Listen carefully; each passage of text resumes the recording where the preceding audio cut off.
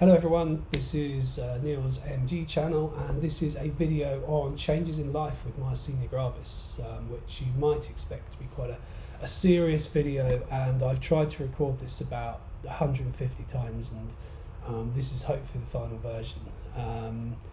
So yes, essentially what this video is just to talk about what I'm doing in my life, what I'm changing as a consequence of having this disease.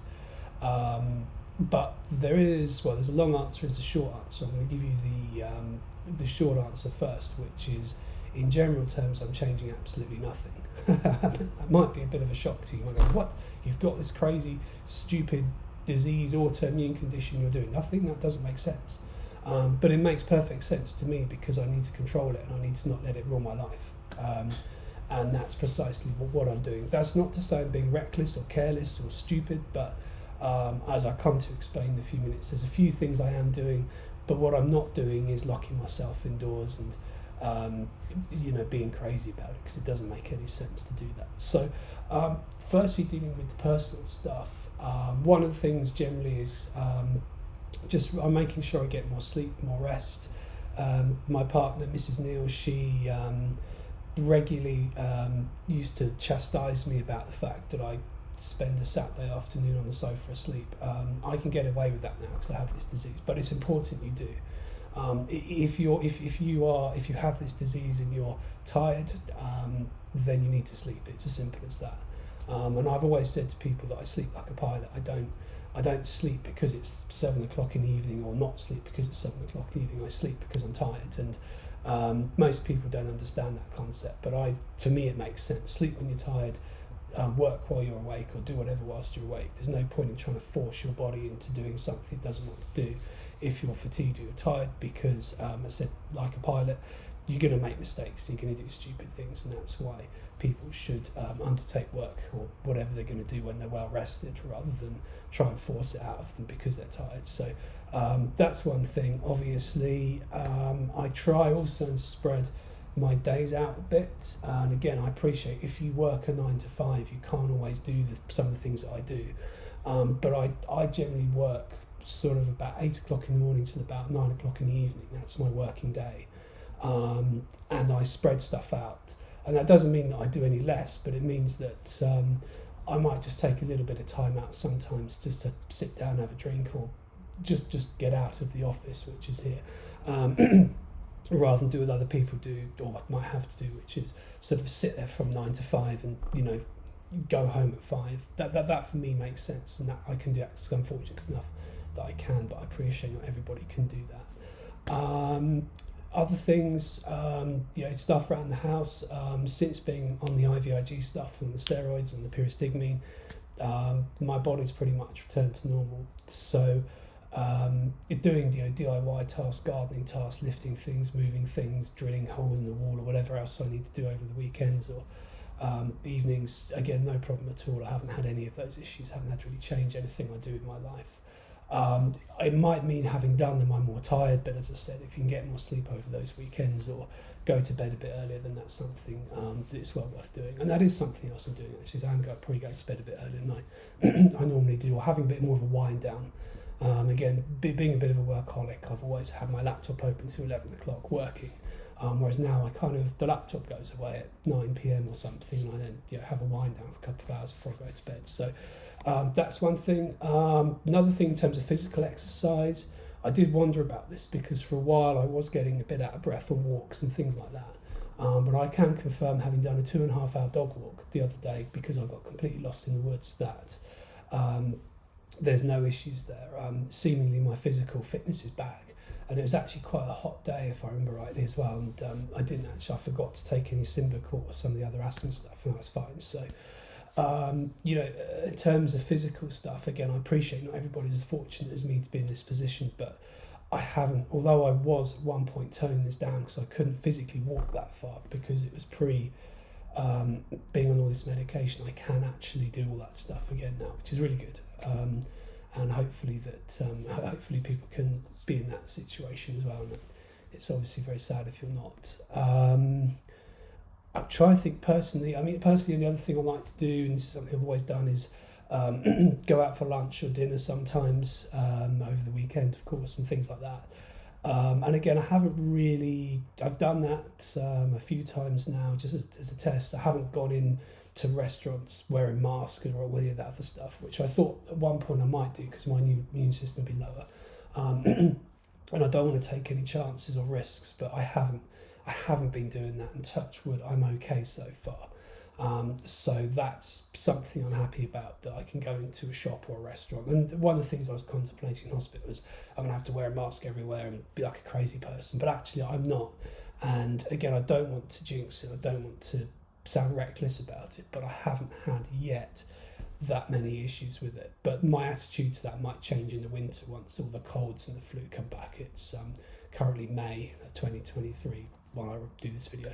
So personally, the only other real thing that has changed my life is driving, and that's purely because I've been so busy I haven't done the paperwork back to the DVLA. So I've informed them that at the time I had monocular vision. My vision's now restored correctly in both my eyes mostly. So I need to do the paperwork, and they tell me so. I'll probably do another video and tell you what the DVLA say. But for now I'm not driving because I can't, and I'm technically uninsured, and technically I'm not sure if I have a license or not, but I'm not driving because it would be a stupid idea to. So as soon as I get sign off from DVLA, I'll continue to drive as long as they say it's safe to do so, and I feel it's safe to do so. And probably I might do another video on that as well, because I think driving is going to be interesting. Because although my eyes do work perfect, it's just my left eye just doesn't quite, particularly if I'm tired, it doesn't quite do everything it should, and I can get just a touch of blurriness. So I just need to think about that. But other than that, driving is one of those things. So that then takes me to work. If you've seen my previous videos, you'll know that I do lots of different things and I travel quite a lot. And one of the things I haven't done for the last few weeks is travel at all. It's quite regular for me to go into the office at least once a week, and I just was avoiding that whilst my immune system is lower. But come Monday, I'm going to start going back into the office on Mondays to do work. I don't really have any reservations about that, but the one thing I should say is because of where I'm based in the UK and where the office is in London, it's about an hour train journey and it's about half an hour across London. I traditionally have never got the tube in London. I always walk because I prefer it, so we'll see if I can handle that. But I probably will be wearing a mask on the train just because I don't want to get anything that people might have, and of course on the train you never know what people have got and they can get in your face, and particularly you get pretty close, as you probably know, on the train, and the same applies with the bus. But once I get into central London, whether or not I walk, because I've always normally got into central London and walked the streets, if you like, to the office. So whether or not I'll do that, I don't know yet, but I certainly probably want to try and avoid the tube. So I probably will walk. So that's one thing that's slowly changing.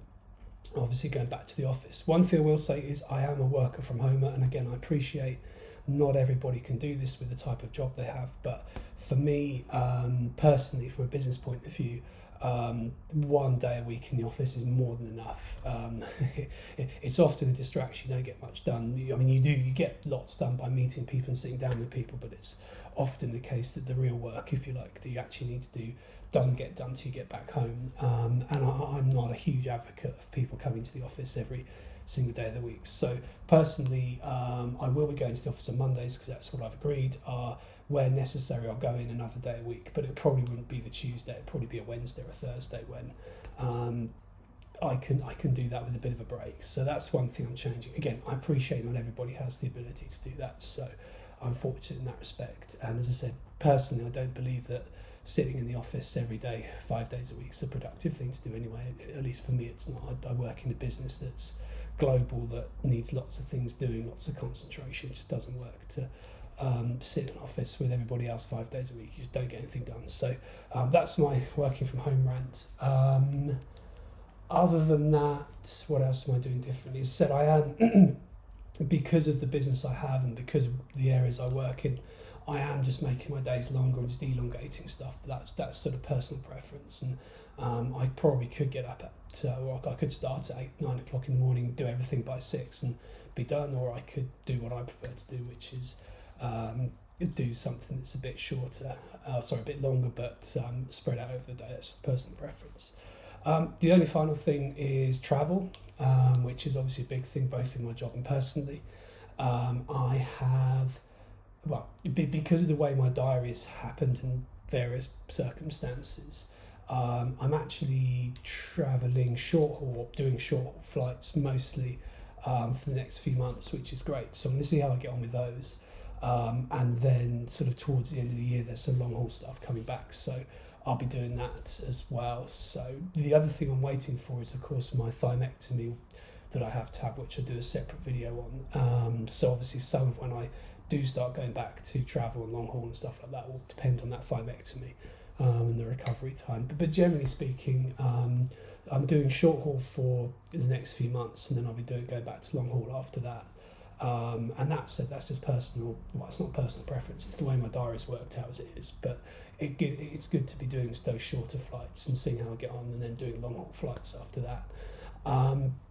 The only other thing I would say is connected with the way that I work is traditionally what we would be doing is often we would be doing the first flight of London on a Monday, go to Europe or wherever, and then fly back on the Tuesday. And that's something I put the brakes on for now, because that's literally what I would do is I would set my alarm for 3 o'clock in the morning, get to the airport at 4, get a flight at 6, land wherever I was landing in Europe at 9, 10, do a day of client meetings, take a client out for dinner. Next day would be more client meetings. Then I'll go to the airport in the evening, get back at 11 o'clock at night on a Tuesday. And that's something that I'm sort of just changing a little bit as both personal preference and also for your health, is I've just decided that I'm going to fly out on the Sundays, and I'd rather not charge my client obviously for the time, but fly out on Sunday afternoon and have a hotel that's cheap enough and do that, and then just get up at 8 o'clock in the morning and meet my client at 9, than sort of do all this 3, 4 o'clock in the morning alarm nonsense, which isn't great, particularly when you have this and you have fatigue and you're doing sort of a 16-hour day with a client, and it also means I don't fall asleep at the dinner table, which is good. So that's one thing I'm changing, but to a degree some of that's to do with personal preference, and actually given the preference I'd rather do that anyway than get a 3, 4 o'clock alarm in the morning. So that's one thing. And then just the final thing that I forgot to say earlier about personal stuff is just drinking. I've always enjoyed a drink, and I do drink quite a lot. But now generally I just do 2 pints maximum with a meal or in an evening or something, where I might have had 3 or 4. Right? It's 2 pints. I haven't touched that much wine, but I have touched beer because I like beer. It lasts a bit longer. So I have just kind of notched that down a bit, just the drinking, because I did have some issues with the peristygmy. I'm not quite sure whether those issues are relevant to this, but it's something relevant to the alcohol, but it's something I've just been turning down, but I'll keep an eye on it, and that might turn it back up. We'll see. Well, I think that's all I can cover in this video. Again, it's still very long, probably, even though it's tends to be short. So thank you very much for watching, and yeah, keep an eye out for some new videos. Thanks.